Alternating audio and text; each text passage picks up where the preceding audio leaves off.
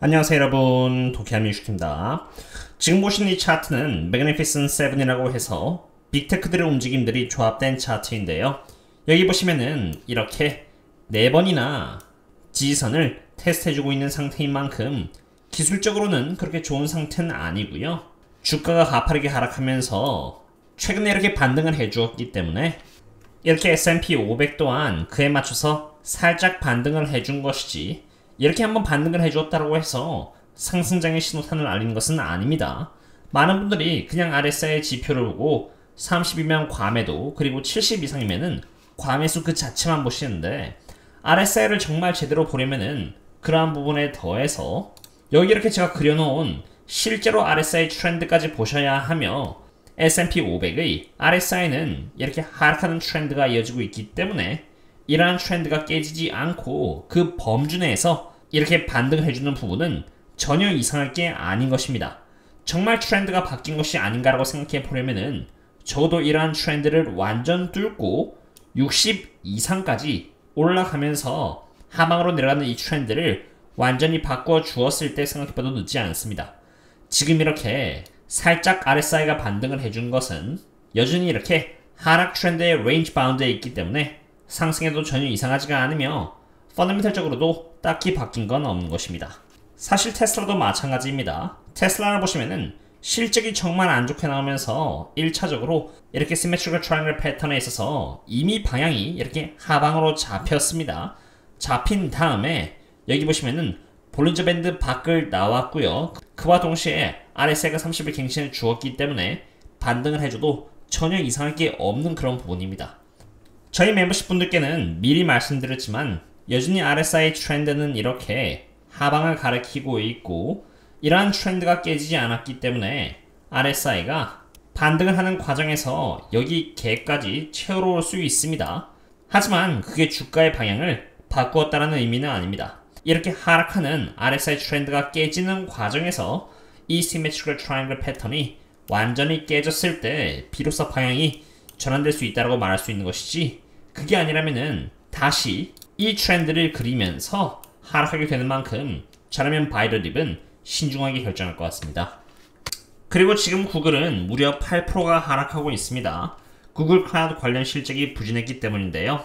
참고로 구글에 대한 선행 분석은 이미 저희 멤버십 분들 상으로는 완료가 되었고요.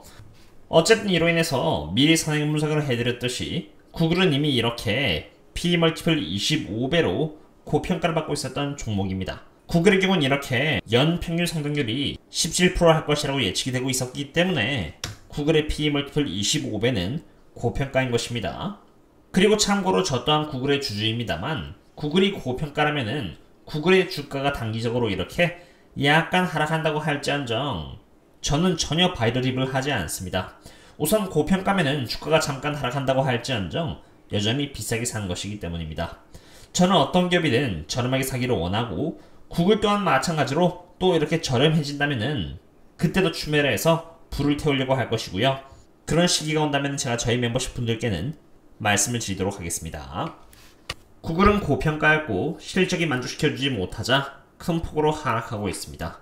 제 보유 종목이긴 합니다만 고평가인데 실적을 만족시키지 못한다면 조정은 뒤따를 수밖에 없습니다.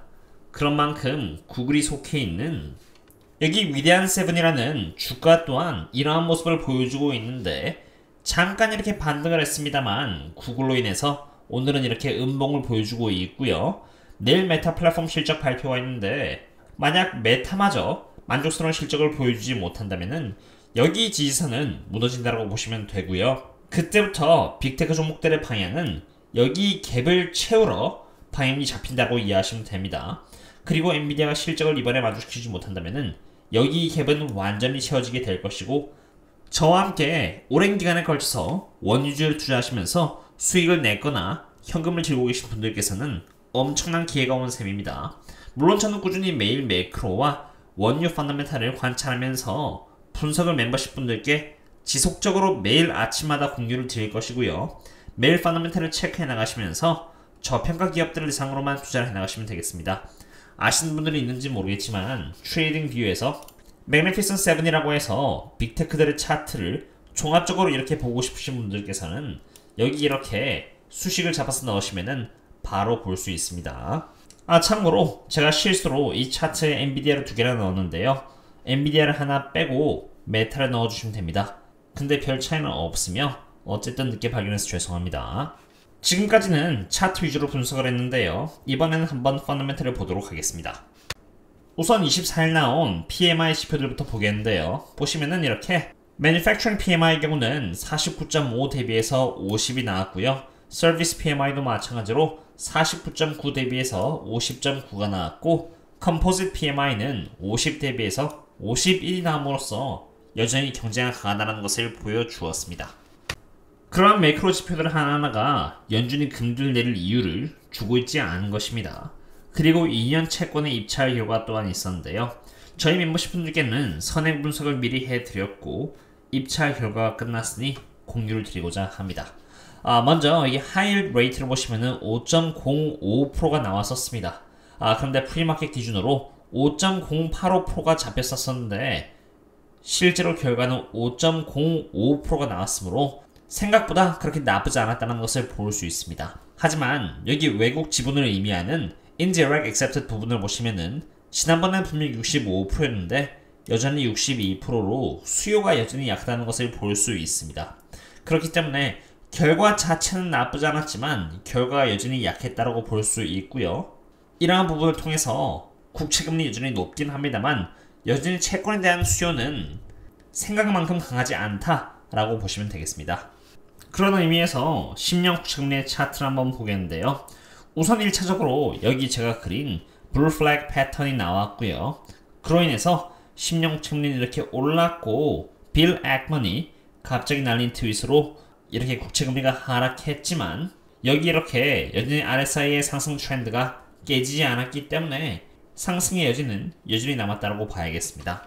거기다 추가로 물론 차트만 보면 안 되겠죠. 스프레드를 통해서 얼마나 더 오를 수 있는지 한번 가늠해 볼 수 있는데 결국 10년 국채금리와 2년 국채금리 사이의 이 스프레드는 지금은 마이너스입니다만 우상향하게 되어 있습니다.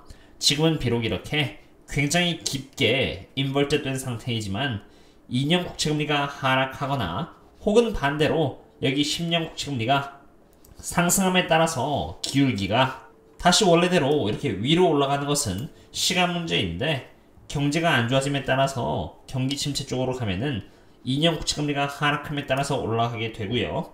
반대로 제가 아까 보여드린 PMI 지표와 같이 경제가 강한 흐름을 계속 보여준다면은 인플레이션이 지속된다는 의미로 여기 이렇게 10년 국채금리와 같이 장기 국채금리가 상승을 함에 따라서 이 지표는 정상적인 기울기를 향해서 이렇게 올라가게 됩니다.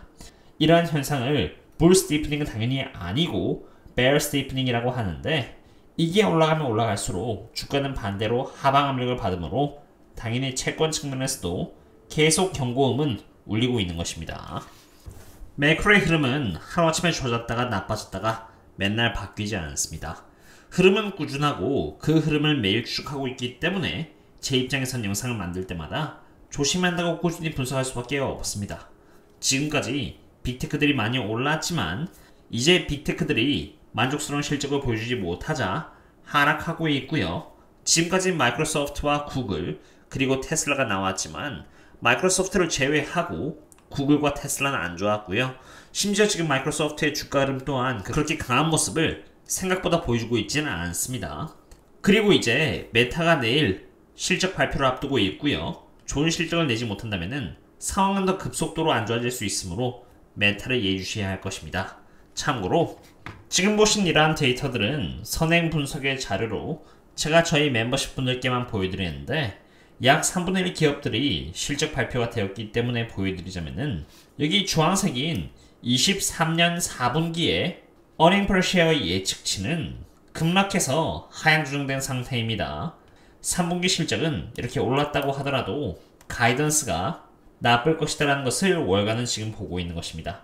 이런 데이터들은 사실 정말 웬만해서는 함부로 얻을 수가 없고요. 제가 많은 돈을 내고 있기 때문에 얻을 수가 있는 것입니다.